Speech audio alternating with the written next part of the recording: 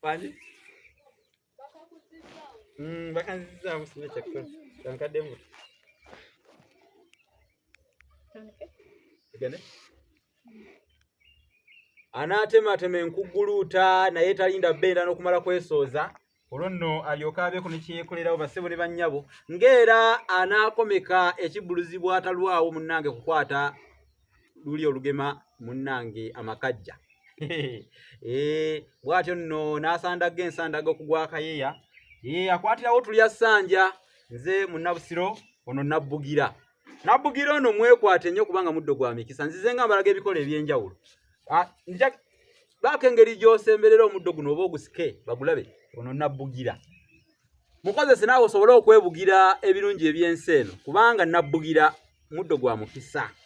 Ogulaba ogwetegereza bulungi ono gwe bayita Nabbugira. So obeera nga togenderedde eno emabega w'omuddo guno obukola bw'okafuula bw'oti kabanga akeeruyeru kabamu lulangi olweruyeru. Kakati oyo ye Nabbugira.